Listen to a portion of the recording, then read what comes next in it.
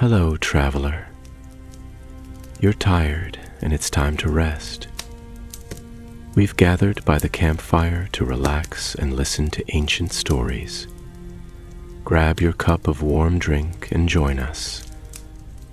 Let this starry night completely capture our attention. The sea stretched endless before her, an ever-moving tapestry of silver and black, rolling beneath the soft embrace of the moon. Arya Stark stood at the prow of her ship, needle strapped to her hip, the wind weaving through her hair like ghostly fingers. The world smelt of salt and the unknown, of the promise of lands unseen. West of Westeros, the words had once been a dream, a riddle whispered to herself beneath the branches of Winterfell's godswood, beneath the cold stone ceilings of Harrenhal's ruins. Now she sailed where no Stark had ever sailed before. But the sea is a fickle mistress. She gives as she takes. And even in the vast emptiness of the horizon, Arya knew she could not outrun her past. She felt it in the wind, in the silence of the water, a whisper, a presence, a knowing that crept beneath her skin. The world was not finished with her, not yet. It came in the form of a raven. The bird arrived at dawn, wings slick with mist, a scroll tied to its leg. Her crew, a band of wanderers and sellswords who asked few questions, watched as she untied the small parchment, her fingers steady though her heart quickened. Ravens did not fly to the unknown. Ravens carried the voices of the past. The message was brief, no name, no sigil, only the words scratched in ink, written in the curving hand of someone who knew secrets well. Come home, there is a ghost in the halls, a face that is not a face, a Stark in the dark. The ink bled slightly where it had been touched by damp air. Arya read the words once, twice, feeling the meaning shift beneath them. A Stark in the dark. She had not been called a Stark in many years. She had not walked among her own kind, beneath banners of white direwolves, in what felt like a lifetime. She rolled the parchment between her fingers, let the wind snatch it away. The ship turned east that night. The journey home was slower than the journey away. Arya watched the world unravel in reverse, as though time itself bent before her.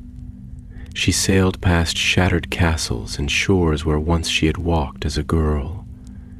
In Old Town, she passed men with maester's chains, their voices thick with tales of King Bran, the broken king, the quiet ruler who sat upon the iron throne of a world that no longer bled quite so freely. They spoke of peace, of treaties, of a realm made whole. But Arya knew better. The world was never whole. The world simply stitched itself together with new scars.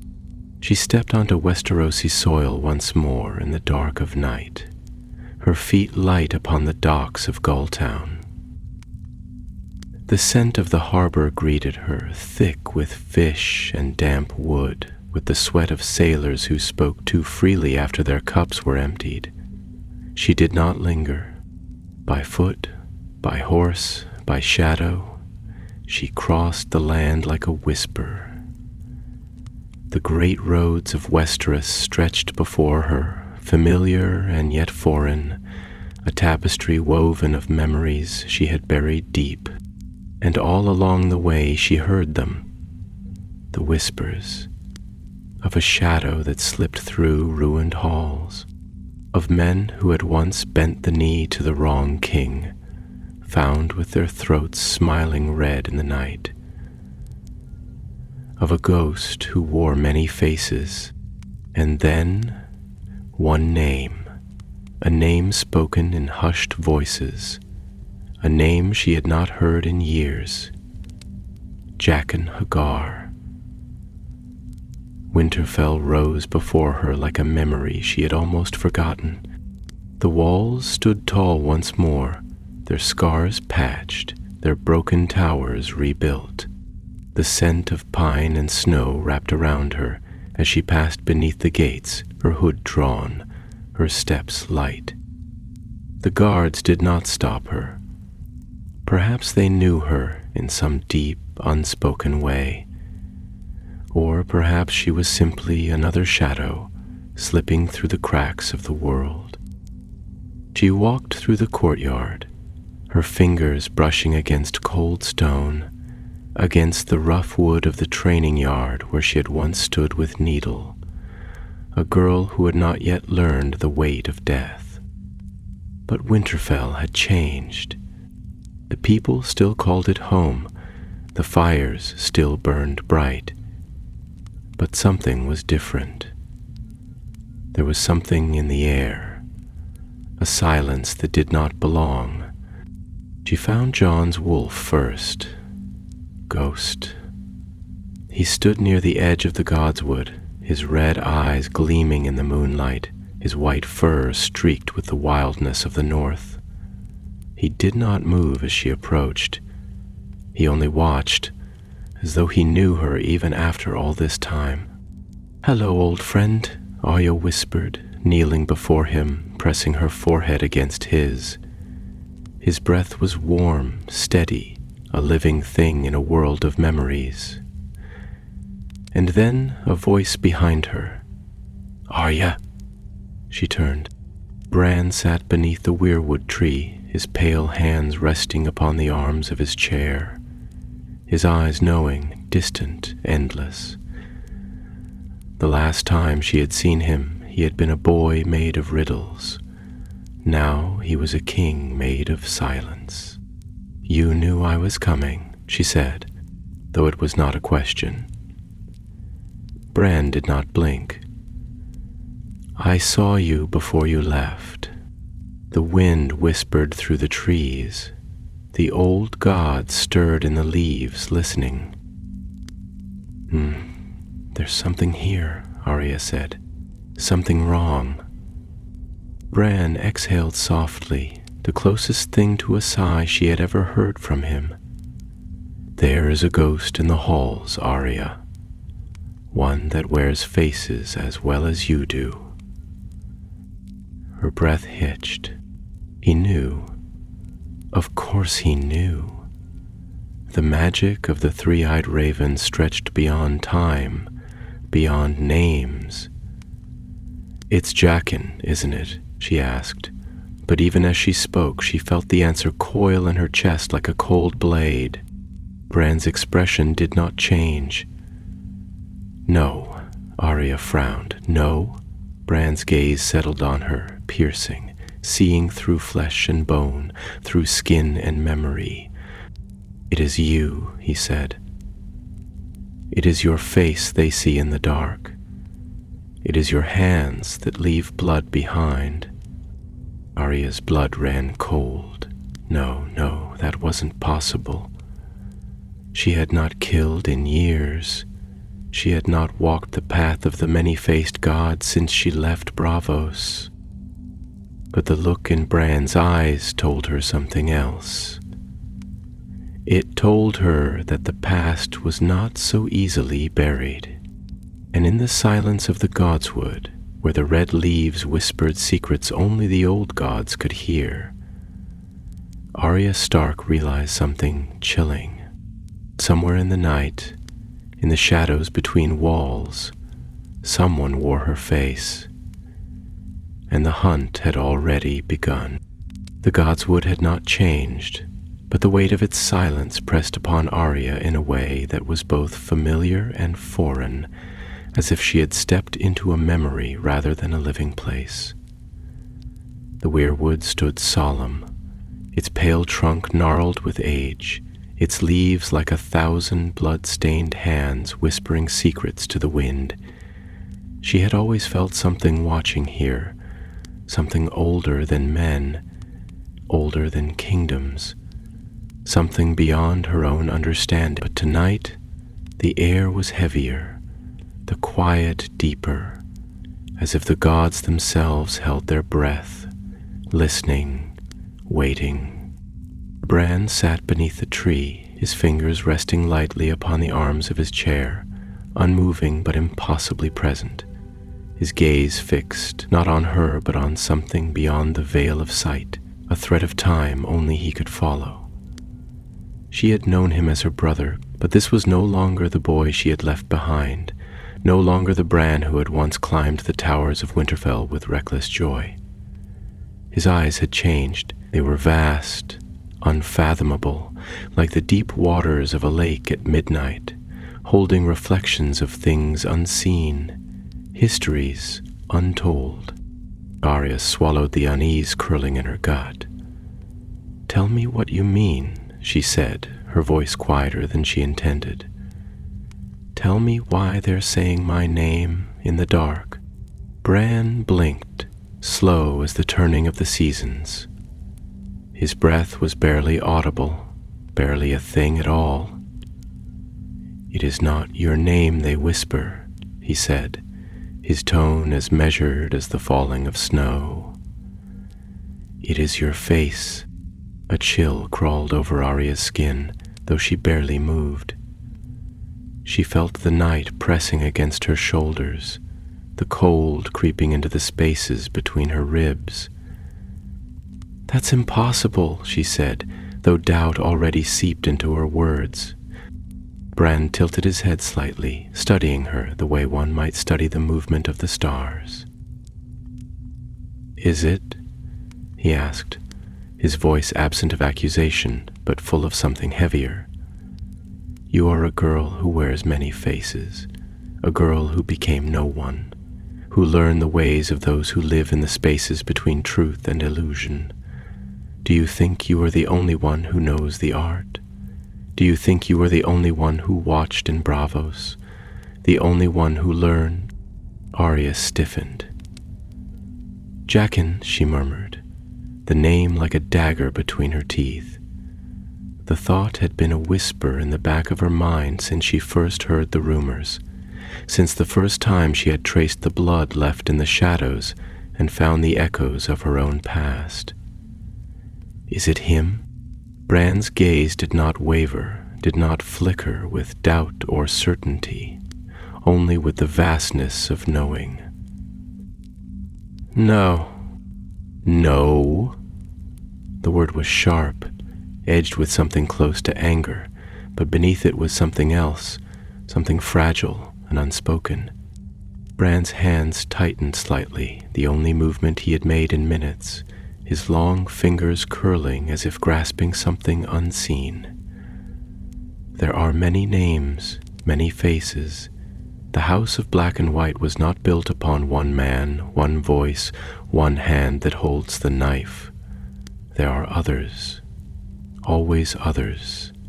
He exhaled softly, the sound almost lost in the wind. "And one of them has chosen you." Arya's heart clenched in her chest, but she did not let the fear reach her face. "Chosen me?" Bran nodded, slow as falling leaves. "A shadow wears your likeness, Arya. A phantom walks in your skin. They do not hunt you," he said, his voice a thing of quiet weight. "They become you." The words settled into the cold, into the roots of the weirwood, into the dark corners of Arya's mind where doubt had long since built its home.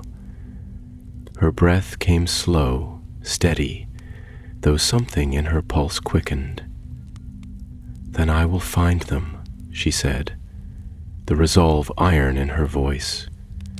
"I will find whoever it is that wears my face, and I will take it back." Bran did not answer at first, only watched her, as though searching the shape of her soul, tracing the paths she could not yet see. "You speak of vengeance," he said at last. "But vengeance is only a word for the war that never ends." Arya met his gaze, and for the first time in years she felt small beneath it. Not because she was lesser, not because she was afraid, but because he saw something in her that she had not yet named, something that made the ground beneath her feet feel less solid. "Is that not what we do?" she asked, her voice lower now, tinged with something close to bitterness. "Is that not what we Starks do? We find those who wrong us, and we carve their names from this world. You know that better than anyone. You see it all, don't you?" Bran exhaled softly, the breath misting in the cold. "I see more than that," he said. "I see that every name you carve away is another shadow waiting to take its place.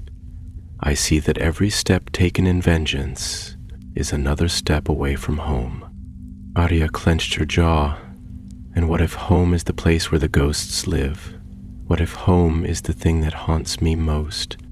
Bran looked at her for a long moment, and though his face did not change, something in the air did, something in the wind, in the rustling of the weirwood's crimson leaves. "Then you must decide," he said, "whether you are the hunter or the hunted." A silence stretched between them, heavy with things unsaid. Arya let the weight of his words settle into her bones, let them sink into the places of herself she rarely touched. She had spent so long running from ghosts, so long chasing the echoes of names long since lost to history, that she had never stopped to ask what was left when the hunting was done. If she was still a Stark, if she was still anything at all. The wind howled through the godswood, carrying the weight of the old gods, the whispers of the past, the voices of the dead, and somewhere in the night, beyond the walls of Winterfell, beyond the halls that still carried the scent of wolves and fire, a shadow moved in the dark, a shadow that walked with her face, a shadow that had already begun the hunt. Winterfell had always been a place of ghosts, a castle built not only of stone and timber, but of echoes, of whispered memories that wove themselves into the very fabric of its halls. The cold here was not just a thing of the air. It was something deeper, something that lived in the marrow of the stones, something that seeped into the bones of those who called it home. The torches burned with steady, flickering light, their glow pushing back the shadows, but never quite banished. There would always be darkness in Winterfell, always something waiting in the corners, unseen, watching. Arya walked slowly through the courtyard, her boots making no sound against the frozen earth. The night air was thick with the scent of wood smoke and old iron, a reminder of the lives that still carried on within these walls, of men and women who had no names in the great stories, but who lived and worked and bled here all the same. A stable boy passed her without looking up, his hands wrapped in cloth to ward off the bite of the cold, his breath misting in the air. A woman carrying a bundle of furs glanced at Arya as she moved, her gaze lingering for a moment too long before she turned away, quickening her steps, as if she had seen something she wished she had not. Arya felt the weight of it now, the way the people of Winterfell looked at her, not with the warmth of a homecoming, but with something closer to unease. They knew her name, but they did not know her. They remembered the little girl who had once run through these halls with laughter on her lips, but they saw only the woman who had returned, the woman with a face carved from ice and hands that had held too many blades. She had left as a wolf, but had she returned as a shadow? The thought lingered in her mind as she stepped beneath the great stone archway that led into the keep. The air was warmer here, but only just. The castle's halls were vast and quiet, the kind of silence that was alive, that carried within it the weight of all that had come before. Her fingers brushed against the rough surface of the walls as she walked, feeling the cold dampness of the stone beneath her touch, as if the very castle could recognize her. as if it had memory of its own. She found Sansa in the great hall, sitting before the hearth, her long auburn hair catching the firelight, her expression calm but unreadable. She did not turn as Arya entered, did not look up as she approached, and yet Arya knew that Sansa had heard her the moment she had stepped through the doorway. The bond between them was not one of words, nor even one of shared childhoods. It was something older, something deeper, something forged in blood and war and loss. For a moment, neither of them spoke. The fire crackled between them, sending shadows dancing up the stone walls, stretching long and thin like the fingers of something unseen. Arya watched her sister, the way the flickering light cast shifting patterns across her face, the way her eyes remained fixed on the flames, as if looking anywhere else would be to acknowledge the weight of all that hung unspoken between them. Finally, Sansa exhaled, slow and measured, her hands folding in her lap. "I thought you would not come back," she said, her voice soft, but carrying within it something far heavier than the words alone. Arya did not sit. She remained standing, watching her sister with the same careful stillness that she had learned in Braavos, that she had learned in the shadows where death walked. "I wasn't going to," she admitted, "but I heard the whispers. I heard them saying my name in the dark." Sansa's fingers tightened slightly, just enough for Arya to notice. "It's not your name, they say," she said, turning her gaze toward her at last. "It's your face." Arya let the words settle. She had already heard them once before, from Bran beneath the weirwood, but hearing them from Sansa made them something else, something more real, something that could not be ignored. "Who is it?" she asked, her voice quieter now, more careful. "Who is wearing my face?" Sansa looked at her for a long moment, and in her eyes Arya saw not fear but something close to sorrow. "I don't know," she said. "But men are dying, Arya, not just lords, not just those who played the game and lost. Farmers, blacksmiths, messengers, they are found with their throats cut, with their blood spilling into the snow, and the last thing people see before they die is you." Arya felt something shift inside her, something cold unfurling in the pit of her stomach. She had taken many lives, had walked in the shadows of vengeance, had whispered names to herself in the dark before making them disappear from the world forever. But she had never done this. She had never been careless.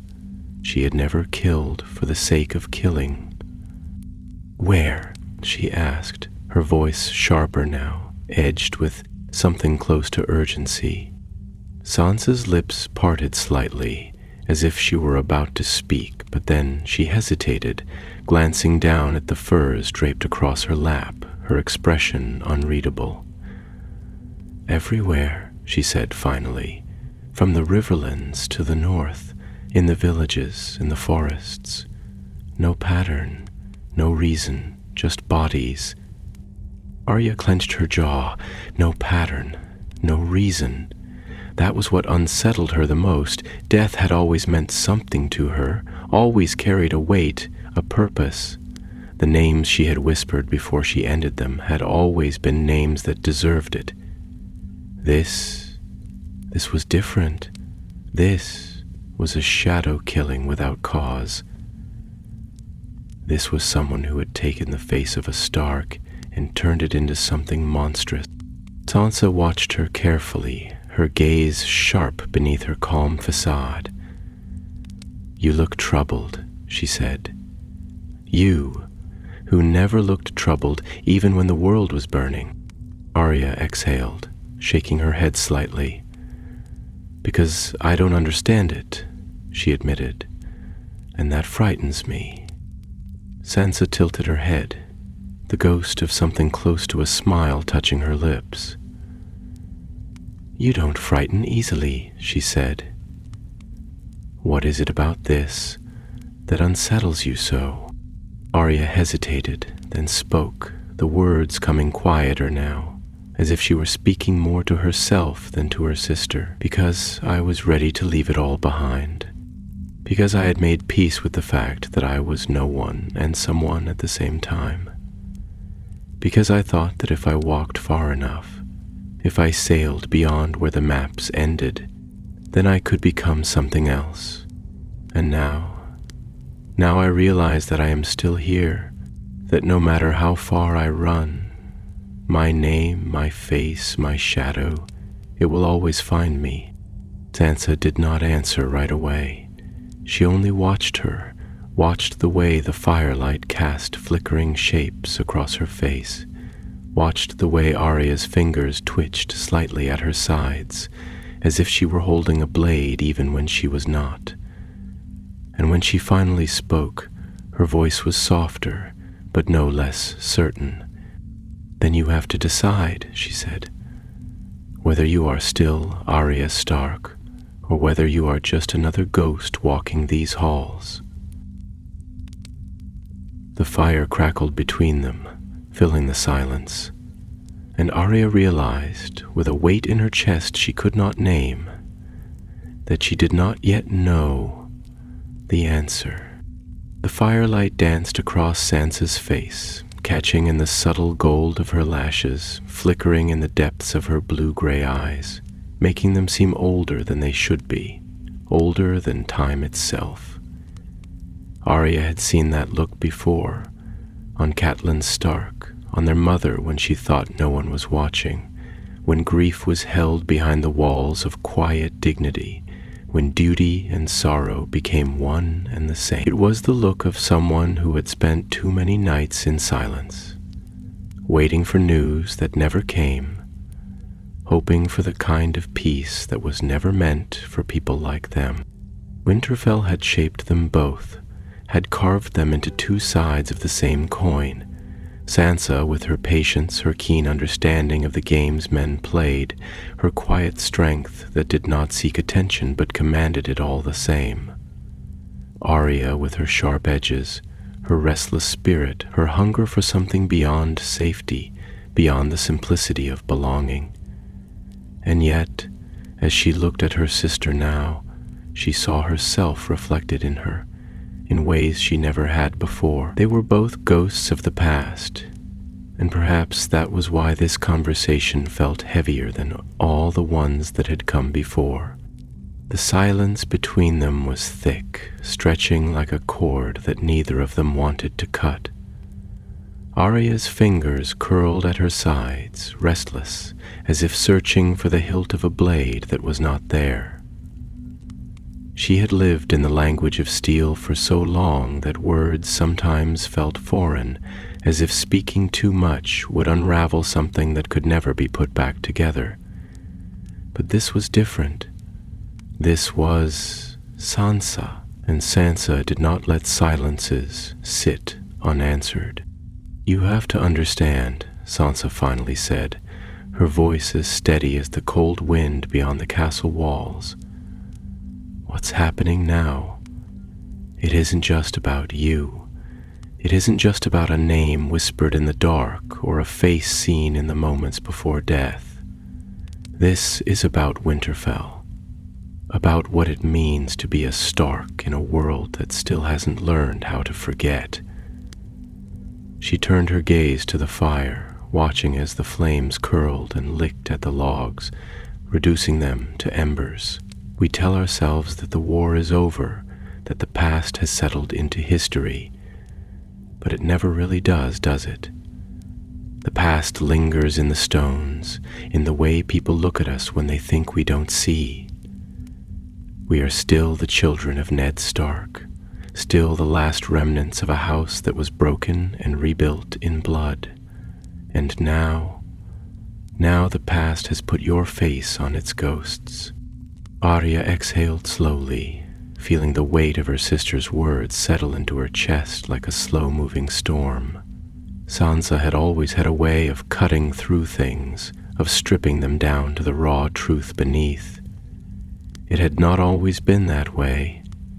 There had been a time when she had lived in dreams spun from songs and silken dresses, when she had believed that the world would shape itself into the stories she had been told as a child, but war had changed them all. And in some ways, Arya thought, it had made Sansa the strongest of them all. "I don't care what the past thinks of me," Arya said, though the words felt hollow even as she spoke them. She had spent too many years chasing ghosts, too many nights whispering names into the dark, letting them haunt her until she had made them disappear.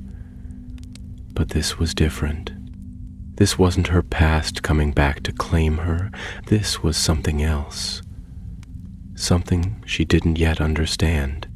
Sansa turned to her then, her expression unreadable, her hands still folded neatly in her lap. "Don't you?" she asked, tilting her head slightly. "Don't you care what's left behind when you leave? Don't you care about the weight of your name, about the way it lingers even when you're gone?" Arya wanted to say no. She wanted to tell Sansa that she had left all of that behind, that she had learned to live as something else, something beyond the expectations of a noble house, beyond the burden of loyalty and legacy. But she couldn't, because the truth was, she did care, even when she had walked through the world as no one. She had still carried Winterfell in her bones, still felt its pull in the quiet moments when the sea stretched endless before her, when she looked up at the stars and wondered if her father was watching. She swallowed, forcing herself to meet Sansa's gaze. "I care about finding whoever is doing this," she said. "I care about stopping them before they turn my name into something it isn't." Sansa studied her for a long moment, as if weighing her words, measuring the truth within them. Then, slowly, she nodded. Then start at the beginning," she said. "Start with the names of the dead." Arya frowned, the words settling into her thoughts like stones dropped into still water. "What do you mean?" Sansa reached for a folded piece of parchment on the table beside her, the edges creased, the ink smudged in places where fingers had pressed too hard. She held it out, and Arya took it, unfolding it carefully, her eyes scanning the list of names written in Sansa's neat, deliberate script. Some she recognized, some she did not. "These are the ones we know about," Sansa said, her voice quieter now, but no less certain. "The ones who have died with your face in their last breath." She hesitated, then added, "Look at the names, Arya. Look closely." Arya did, and as her eyes moved down the list, her stomach clenched, because she knew them. Not all, but some. They were names from her past, names she had heard in the halls of Harrenhal, in the streets of King's Landing, in the quiet, candlelit spaces of the House of Black and White. They were names that had belonged to men and women who had played their part in the great game, who had held power in one hand and treachery in the other. But they were also names that had once been whispered to her in another life, names that had been given to her in the dead of night, when death was a thing to be granted with the tilt of a head and the whisper of a coin. She felt her hands tighten around the parchment. "This isn't just someone wearing my face," she said, her voice quieter now, the weight of realization settling into her bones. "This is someone finishing what I started." Sansa nodded. "And if they finish," she asked, "what then?" Arya did not answer, because she did not know.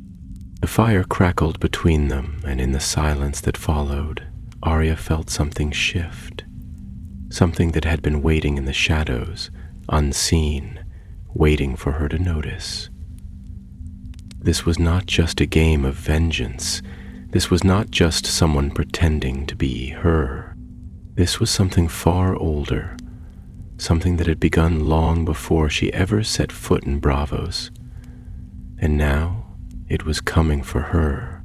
The night pressed against the walls of Winterfell like an old specter, its cold fingers creeping through the stone corridors, through the cracks of wooden doors, through the slivers of unguarded space where the past lingered in quiet whispers. The wind carried the scent of frost and pine, sharp and clean, but beneath it was something deeper, something weightier, the scent of wet earth and forgotten graves, of things buried but never truly gone. It was the same cold that had been here long before she was born, the same cold that had watched her ancestors walk these halls, the same cold that had seeped into her father's bones and never truly left them. Arya sat before the fire in her chambers, her fingers moving lightly over the parchment Sansa had given her, the names inked in dark strokes, each one a thread woven into a tapestry she had thought she had left behind. The flickering light danced across the words, making them seem alive, as if the ink itself breathed, as if the ghosts within these names still lingered just beyond her sight. She traced them with the tip of her finger, letting them settle into her mind, letting the weight of them press against her chest, like a hand curling around her ribs. She had once thought of death as something simple, something clean, a name whispered, a knife in the dark, a debt repaid. But the more she stared at these names, the more she felt the weight of something larger, something that had been set in motion long before she had even known what it meant to take a life. These were not just men and women who had been killed in the night, not just casualties of vengeance. They were markers of something she had not yet understood, signs of a path she had once walked but had never truly seen. She did not know how long she sat there staring at the ink before she heard the soft creak of the door behind her. She did not turn, did not need to. She knew the weight of Sansa's footsteps, the measured grace of her movements, the quiet authority that had become as much a part of her as the cold was a part of Winterfell. "You're still awake," Sansa murmured, stepping into the chamber, her voice softer now, as if she, too, felt the weight of the names pressing against the air. Arya did not look away from the parchment. "I don't sleep much anymore." Sansa sighed, the sound barely more than a breath. "You never did." For a moment, neither of them spoke. The fire crackled, sending flickering shadows across the walls, stretching and twisting like silent ghosts. Sansa moved to the chair across from Arya, sinking into it with the careful poise that had become second nature to her, though Arya wondered if there was ever a moment when she allowed herself to simply be, to let go of the weight she carried. Arya lifted the parchment slightly, tilting it toward the firelight, watching as the flames licked at the edges, illuminating the names in a way that made them seem almost ethereal. "You already knew," she said, her voice quiet but steady. "Didn't you?" Sansa exhaled slowly, folding her hands in her lap. "Not everything," she admitted, "but enough to know that this isn't just coincidence. Enough to know that someone is trying to send a message." Arya finally looked at her, searching her face for something understanding, confirmation, perhaps even doubt, but all she saw was the same quiet strength that had become as much a part of her as the Stark name itself. "What kind of message?" Sansa hesitated, as if choosing her words carefully, as if the wrong answer might unravel something fragile. "The kind that isn't meant for us to understand," she said at last. "Not yet." Arya narrowed her eyes slightly, the weight of that answer settling uneasily in her chest. "You sound like Bran." Sansa let out a breath of something that was almost a laugh, but not quite. "I don't claim to see the way he does," she said. "But I do know this much. Whoever is doing this, they're not just taking lives. They're taking control of a story. And that story begins with you." Arya clenched her jaw, the words curling through her mind like smoke. A story. It always came back to stories, to the way people remembered things, to the way history bent beneath the weight of those who knew how to shape it. She had spent so long thinking of herself as outside of it, as something separate from the game, from the great wheels that turned and crushed those who stood in their path. But maybe she had never really left it. Maybe she had been playing the game without even knowing it. Her fingers tightened around the parchment. "I need to find them," she said, her voice quieter now, but no less certain. "I need to end this before it becomes something worse." Sansa studied her for a long moment, her gaze careful, unreadable. "And if you do?" she asked, tilting her head slightly. "What then?" Arya frowned. "What do you mean?" Sansa leaned forward slightly, her hands still folded neatly in her lap, her expression thoughtful, almost searching. "You say you need to end this," she said. "But what happens after? What happens when the last name is crossed out, when the last face is unmasked? Do you come back to Winterfell? Do you stay? Or do you keep running, keep chasing, keep hunting until there's nothing left of you but the shadow of the girl you used to be?" Arya felt something tighten in her chest, something sharp and unspoken, something that had been lingering just beneath the surface of her thoughts, waiting for someone else to put it into words. Because the truth was, she didn't know. She had spent so long moving forward, so long chasing something unseen, that she had never stopped to ask where she was going. She looked away, turning her gaze back to the fire, watching as the embers glowed and dimmed, pulsing like a heartbeat. "I don't know," she admitted. "But I do know that I can't let someone else take my face and use it for something I don't understand. I won't let them turn me into something I'm not." Sansa was quiet for a long moment, then finally nodded. "Then you should leave at first light."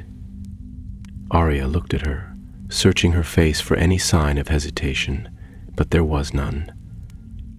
"You're not going to try to stop me?" Sansa's lips curved into something that was not quite a smile, but close. "You were never meant to stay here, Arya," she said, her voice softer now, almost wistful. "Winterfell is my home. It always has been. But you belong to the road, to the places that don't have names on any map." She tilted her head slightly, watching her with something close to quiet acceptance. "Just promise me one thing." Arya raised an eyebrow. "And what's that?" Sansa's gaze did not waver. "That one day you'll find somewhere that is more than just another place to run to." Arya did not answer, because she did not know if she could. The fire crackled between them, casting long shadows against the stone walls, stretching and shifting, flickering like ghosts. And as the wind howled outside the great walls of Winterfell, Arya felt the road calling to her once more, the weight of her name pressing against her shoulders, the past reaching for her from the darkness. Somewhere out there, someone was waiting. Somewhere out there, someone was wearing her face, and she intended to find them. At first light, she would begin the hunt. The first light of dawn crept over Winterfell's walls like a slow-moving tide, washing the castle in hues of pale gray and muted gold, stretching long fingers of light through the narrow windows, spilling onto cold stone floors that had felt the weight of so many before her. The air carried the crisp, sharp scent of frost, the promise of another bitter northern day, though the fire in her chambers still smoldered, its embers clinging to life, whispering warmth into the shadows. Arya sat at the edge of her bed, pulling the leather straps of her boots tight, her fingers steady, though her mind was anything but. She had spent the night not in sleep, but in thought, lying on the furs with her eyes fixed on the wooden beams of the ceiling, tracing the old grain with her gaze as though she might find answers hidden in the knots and cracks of the wood. The list of names burned in her memory, etched behind her eyelids, playing in the silence like an old song, a melody half forgotten but never truly lost. She had whispered them to herself in the quiet, the way she once had in the long, cold nights of her childhood, when vengeance had been something simple, something clean. But now the names felt heavier, weighted with meaning she had not yet unraveled. Some of them she had marked long ago, in the darkness of another life, with a blade and a quiet breath. Others had been strangers to her, ghosts in the wake of war, their deaths claimed by another hand. And yet there was a pattern woven between the ink and the blood, a story she had not yet seen in full. She stood, rolling her shoulders, feeling the familiar weight of needle at her side, the cool leather of her gloves against her palms. There had been a time when she had thought herself free of this life, when she had told herself that the road was hers alone to walk, that she belonged not to the ghosts of her past, but to the endless stretch of the horizon. But the past was not something that could be outrun, not truly. It was a shadow that stretched long behind her, a tether that would not break, no matter how far she sailed. As she stepped into the corridor, the castle was still waking, the hush of early morning settling in its bones. The great hall stood quiet, the air thick with the remnants of last night's fire, the scent of wax and smoke lingering beneath the draught that whispered through the stone. She moved like a ghost, her steps soundless, her presence unnoticed, though she knew the walls carried whispers, that her name was spoken in hushed voices by those who did not know her, by those who only knew the stories. She found Sansa in the courtyard, wrapped in a thick cloak of deep gray, her auburn hair catching the early light, her breath misting in the cold as she stood near the old training yard, watching as the guards began their morning drills. Arya hesitated for a fraction of a moment before stepping forward, her boots crunching lightly against the frost-laced ground. Sansa turned before Arya could speak, as if she had already known she was there, as if the air itself had whispered her presence. "You leaving?" Sansa said, and it was not a question but a statement. A quiet truth settled between them like a weight neither of them could name. Arya nodded. "You knew I would." Sansa inhaled deeply, her gaze shifting toward the men sparring in the yard, the rhythmic clash of steel against steel filling the silence between them. "Yes," she admitted, her voice softer now, though there was no hesitation in it, "but I still hoped I was wrong." She turned back to Arya then, searching her face, her expression unreadable but not unfeeling. "I don't want you to go."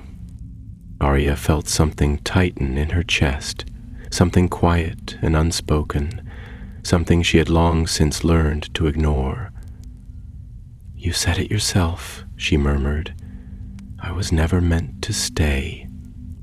Sansa exhaled, shaking her head slightly, a small knowing smile ghosting across her lips. "No," she said. "You weren't. But that doesn't mean I have to like it." For a moment, Arya did not answer, only watched her sister, memorizing the way the wind played with the loose strands of her hair, the way the morning light turned her into something softer, something almost untouched by the weight of everything they had lost. There had been a time, long ago, when she had hated Sansa, when she had resented her soft hands and her pretty words, when she had thought them too different to ever be anything but strangers. But now, as she looked at her, she saw the same thing she had seen in her own reflection, the same quiet grief, the same resolve, the same knowledge that they had been shaped by the same storms, that their ghosts were carved from the same blood. "Winterfell is safe with you," Arya said at last, and she meant it in a way she had not meant many things in her life. "You were always meant to be here." Sansa tilted her head slightly, studying her as though she might find something hidden beneath the words.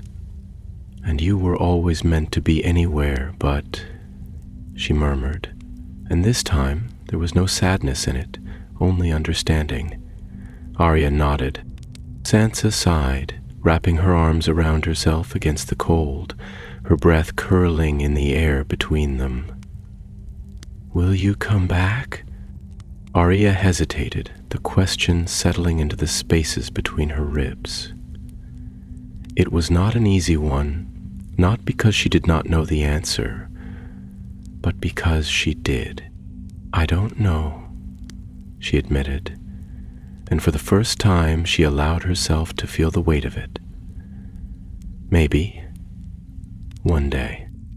Sansa studied her for a long moment before nodding.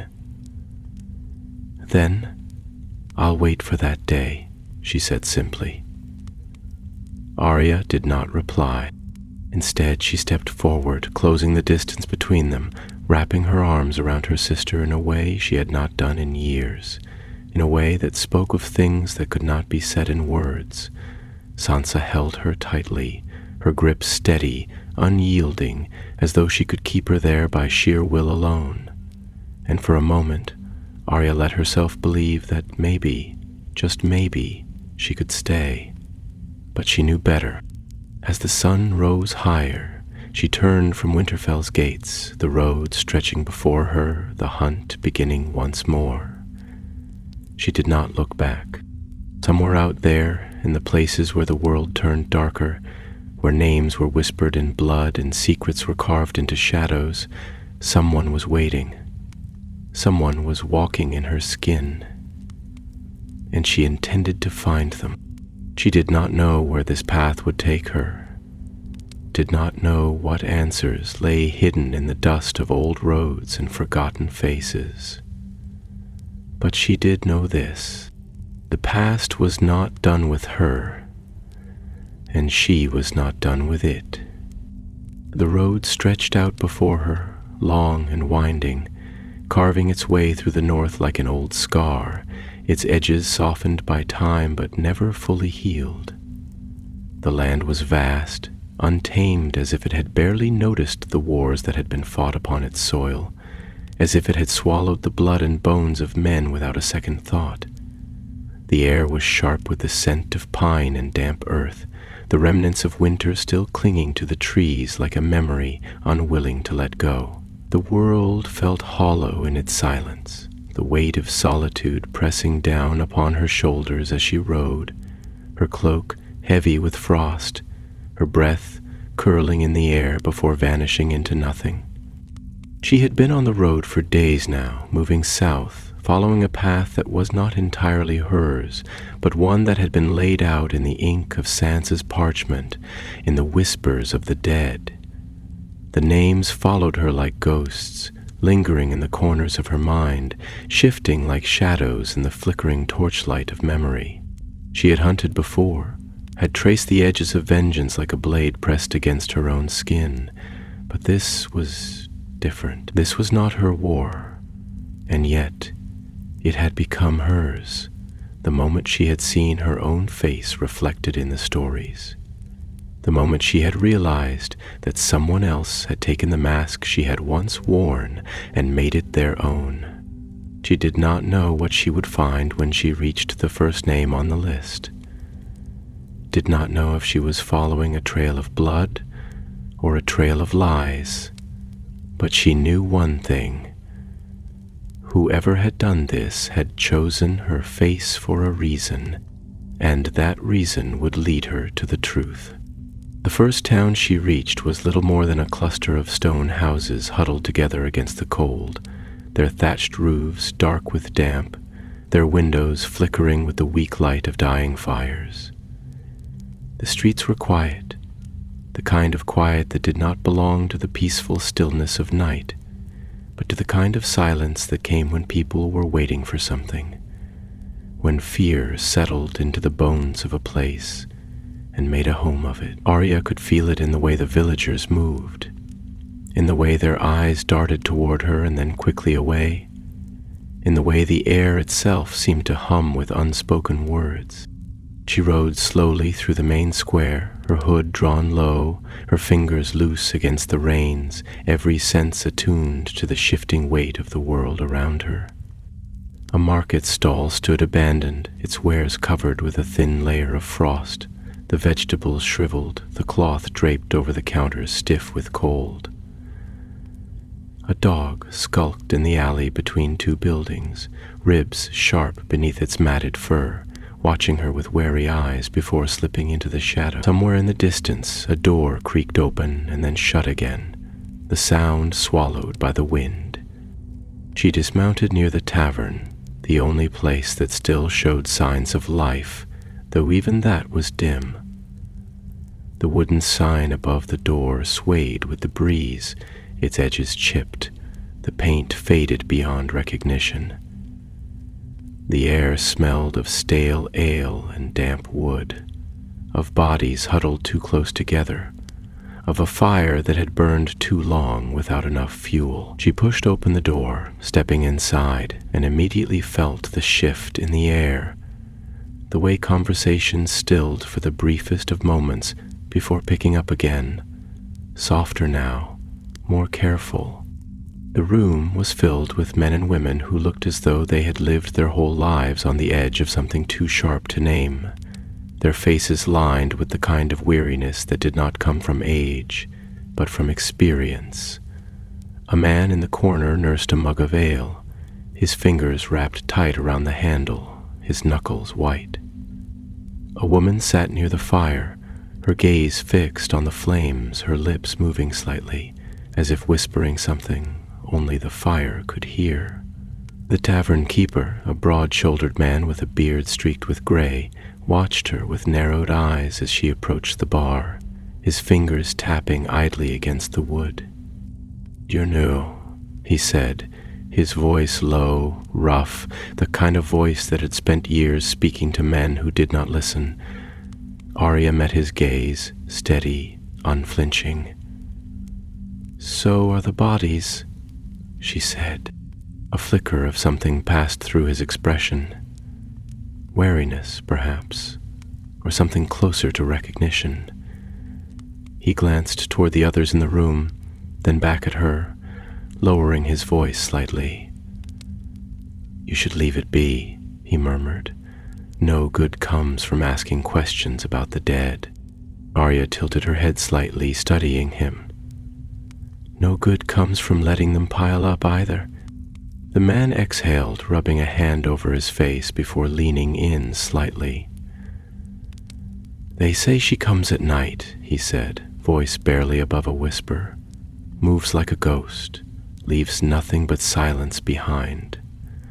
The first was found in his own bed, throat cut so clean they say he didn't even wake. The second was found in the fields, eyes wide open, like he'd seen something before it happened."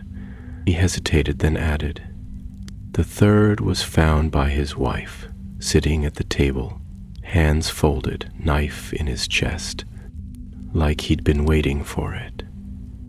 Arya felt the words settle into her bones, into the places where old instincts stirred, where the part of her that had learned to listen to the dead and the dying whispered that this was not the work of a mindless killer, but of something colder, something deliberate. "Who were they?" she asked. The man hesitated, then shook his head. "Does it matter?" Arya leaned forward slightly, her voice quiet but sharp. "It always matters." The tavern keeper studied her for a long moment before sighing, as if resigning himself to the fact that she would not leave without answers. "The first was a merchant," he said. "Sold grain to the city, kept his books cleaner than most. The second was a guard. Not a good one, not a bad one, just a man who did his job. The third was a smith. Had no enemies, no debts. Just worked his forge and went home to his family." He paused, then added, "None of them deserved it." Arya nodded slowly, feeling the weight of his words, feeling the shape of something forming beneath the surface, something she could not yet name. "And the face?" she asked, watching him carefully. "Did anyone see?" The man hesitated, then gave a single slow nod. "One of the children," he murmured. "Saw her slip into the night. Said she had dark hair, sharp eyes. Said she looked just like you." The words did not surprise her, but they did something else. They confirmed what she already knew. This was not just a hunt. This was a message. Someone had taken her face, had walked in her shadow, had left blood in her name, and they wanted her to follow. She straightened, tossing a few coins onto the bar before turning toward the door. The air outside was colder now, sharper, as if the night itself had drawn in its breath, waiting. The road stretched before her once more, long and dark, disappearing into the horizon like a whisper of something unfinished. She had been given a name. Oh, she would find the face behind it. And when she did, she would make them remember the price of wearing a mask that was not theirs to wear. The night stretched endlessly before her, vast and unbroken, its darkness deeper than ink, the sky a yawning abyss of shadow where even the stars seemed hesitant to shine. The wind carried the scent of damp earth and old wood, the remnants of a recent storm lingering in the air, clinging to the gnarled branches of skeletal trees that lined the road like silent sentinels. The world was quiet here, unnaturally so, the kind of silence that pressed against the bones, that settled into the hollows of the soul like an unanswered question. Arya rode slowly, her mare's hooves muffled against the damp ground, her cloak drawn tight around her shoulders, though the cold had long since ceased to bother her. She had learned to live with it, to let it slip beneath her skin, to make it a part of her in the same way she had made silence her ally, in the same way she had made death her teacher. The road wound ahead, disappearing into the darkness, but she did not hesitate. She knew where she was going. The town had given her the name of the child who had seen the face of the killer, a boy no older than 10, the blacksmith's son, the one who had woken in the night to the sound of footsteps outside his home, the one who had peered through the slats of a wooden shutter and seen the figure slipping into the mist. He had not screamed, had not called for his mother. He had only watched, frozen in place, as the shadow moved, as the lantern light caught a glimpse of pale skin, of dark hair, of a face he had known, but did not understand. She had left the tavern without a word, but she had not left the town. Instead, she had moved in the quiet way she always had, slipping through the alleyways where the walls pressed close together, where the rooftops loomed like the jagged edges of a broken crown. She had learned long ago that answers did not live in the places where men gathered in the open, that truth was something that lived in the spaces between words, in the glances exchanged in passing, in the things people did not say. The blacksmith's house sat at the far edge of the village, a simple thing of stone and wood, the forge attached to the side, its great chimney rising into the sky like the remains of some ancient ruin. The embers within still glowed faintly, pulsing like a dying heartbeat, their warmth a reminder that this had once been a place of work, of purpose, of life. Now it was a house of mourning, a place where death had settled and made its home. She moved carefully, her steps soundless against the damp earth, her breath slow and measured. The door was not locked. There was no need for locks in a town like this, no need for barriers between neighbors when the greatest threats had always come from the outside. But now, the fear had come from within, had worn a face they knew, had slipped through the streets like a whisper of something unspeakable.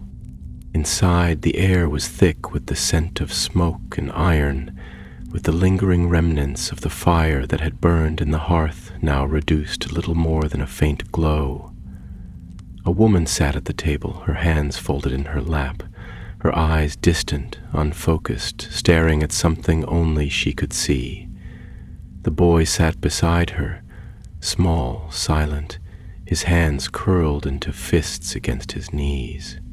He did not look up when Arya entered, did not move, as if he had become part of the wood, as if he too had been carved from the same ancient material as the beams that held the house together. The woman did not speak, but Arya could feel the weight of her grief, could feel the way it pressed against the air, thick and suffocating. She knew that kind of grief, had seen it in the eyes of too many before, had felt it in her own bones, in the way it hollowed a person out, left them empty, left them wandering through the world like ghosts. She crouched beside the boy, moving slowly, carefully, watching him the way she had learned to watch, the way she had learned to read the smallest of movements, the way a breath could tell a story, the way a flinch could reveal a truth unspoken. "You saw her," Arya said softly, her voice barely more than a whisper, but it was enough.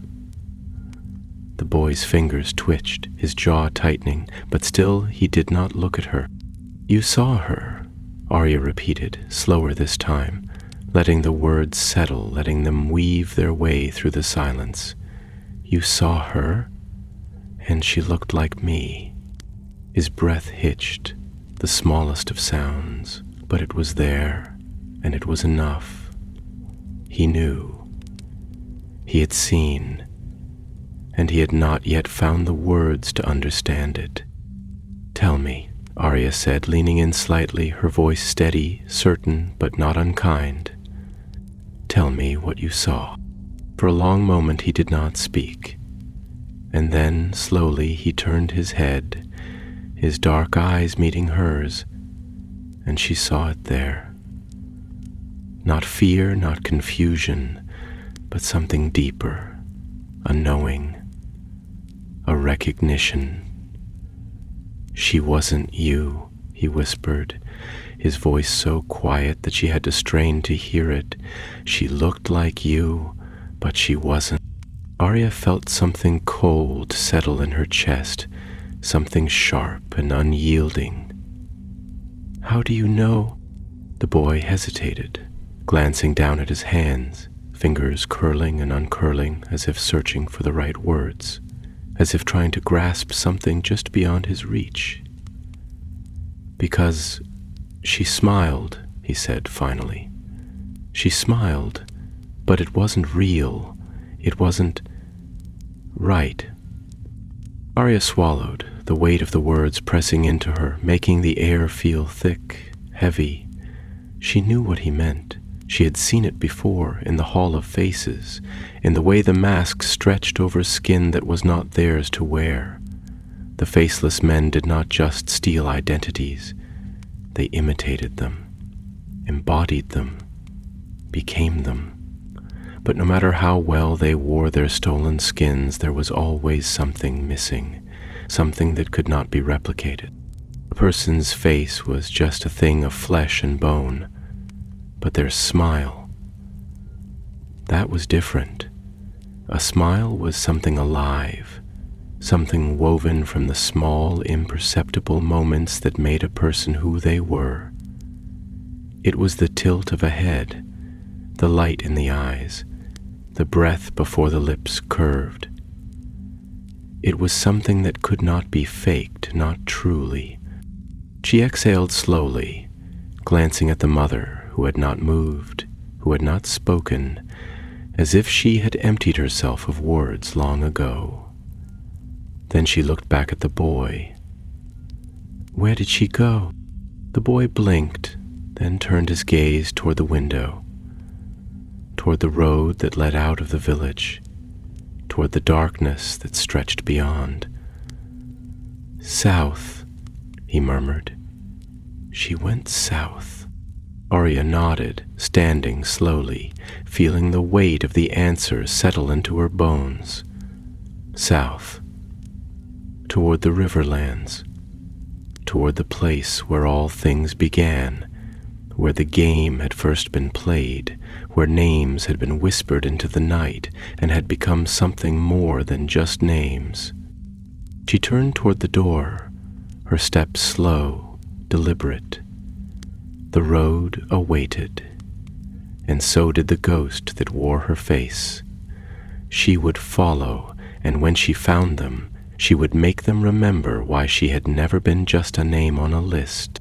The road south stretched before her, winding through valleys where the last remnants of winter clung stubbornly to the earth, where the rivers still carried the bite of ice in their currents, where the trees, tall and gnarled, cast long, twisting shadows that seemed to whisper secrets to one another in the wind. The land was old here, worn by time and by blood, the soil heavy with the weight of battles long since forgotten by men, but never by the earth itself. Arya could feel it beneath her horse's hooves, could sense the quiet knowing of the land, as if it had been waiting for her, as if it had always known that she would return to this place where so much of her past had been written in the language of steel and silence. She rode without hurry, letting the motion of the horse become part of her, letting the wind tangle through her hair, letting the weight of her thoughts settle into her chest like stones dropped into deep water. The boy's words echoed in her mind, soft but certain, the truth within them sharper than any blade she had ever wielded. She wasn't you. It was not the first time someone had worn her face, nor would it be the last. The House of Black and White had taught her well, had taught her the art of disappearing, of slipping between identities as easily as one might change clothes, of becoming no one and anyone all at once. But there had always been rules. There had always been an order to it. This was something else. This was someone who had taken her face and used it not for balance, not for the quiet fulfillment of debts unpaid, but for something far more personal. This was not the many-faced god at work. This was something that had been left unfinished. She did not need to wonder why. The Riverlands had been the place where she had first whispered names to herself in the dark, where she had first learned that vengeance was not a thing that could be taken all at once, but a slow, creeping thing, something that settled into the bones and refused to leave. It had been the place where she had first seen what it meant for men to be more monster than human, for oaths to be nothing more than breath wasted in the wind. It had been the place where she had learned that the world was not fair, that justice was a thing carved from the hands of those willing to take it, that mercy was a luxury only given to those who had never seen the worst of what men could do. She had left it behind, but the past was a living thing, and it had found her again. By nightfall, she reached the first of the villages that dotted the road toward the Trident, a small cluster of homes built of wood and stone, their rooftops thatched with hay that smelled faintly of damp and smoke. The air was thick with the scent of animals penned too close together, of mud churned beneath hurried footsteps, of firewood still damp from the last rain. The people here were quiet, cautious, the way all people became when they had lived too long under the weight of uncertainty, when they had learned that safety was a thing that could be taken as easily as breath. She led her horse to the small stable at the edge of the village, tying the reins loosely before stepping into the heart of the settlement, her boots near silent against the packed earth of the road. The tavern was small, the kind of place where travelers did not linger, where men drank in silence and women kept their voices low, where the fire in the hearth was more for comfort than warmth. The sign above the door creaked on rusted hinges as she pushed inside, and for the second time in as many days, she felt the weight of eyes turned toward her, the brief flicker of recognition, the quiet stirring of unease. She moved to the bar, resting her hands lightly on the wood, watching as the innkeeper, an older man with deep lines in his face, his eyes sunken from too many nights spent watching shadows move where they should not, approached with slow, measured steps. "You're looking for something," he said, his voice rough from years of smoke and drink. It was not a question. Arya met his gaze, steady, unwavering.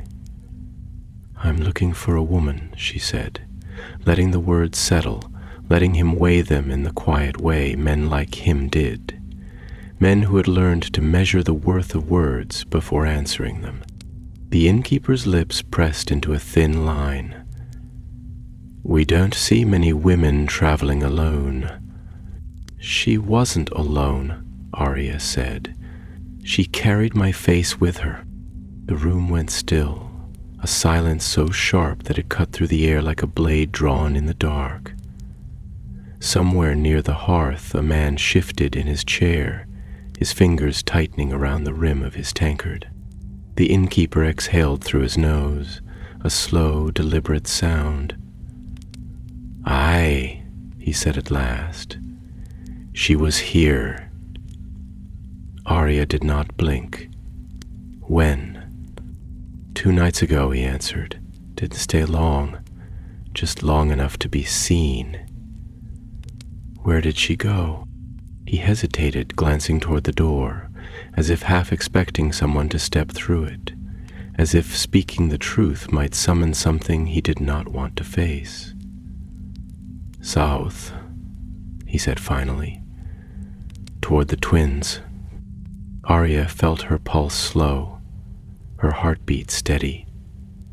The twins, a place of ghosts, a place of blood, a place where the river had run red with the betrayal of men who had broken the oldest of laws and called it victory. She had dreamed of it for years, had seen it in the space between wakefulness and sleep, had felt the cold hands of memory press against her skin, whispering the names of the dead. "She wanted you to know she was here," the innkeeper said suddenly. And when Arya looked at him, she saw the truth in his face, the understanding that this had never been about hiding. She didn't move like someone running. She moved like someone waiting. Arya nodded once, slow, measured. She should have known this was not a hunt. This was an invitation. She turned from the bar, stepping toward the door, feeling the weight of the road settle into her bones once more. The night was colder now, the wind sharper, carrying with it the scent of the river, the distant echo of water lapping against stone, the quiet hum of something that felt like fate. She knew what waited for her at the end of this road. She had known it since the moment she had seen the names on Sansa's list, since the moment she had heard the boy's voice trembling in the dark. There were debts still unpaid, and she intended to collect them. The twins loomed in the distance just beyond the horizon, where the river met the sky, where the past and present blurred together like mist rising from the water. She did not look back. For the first time in a long time, she knew exactly where she was going, and she was ready.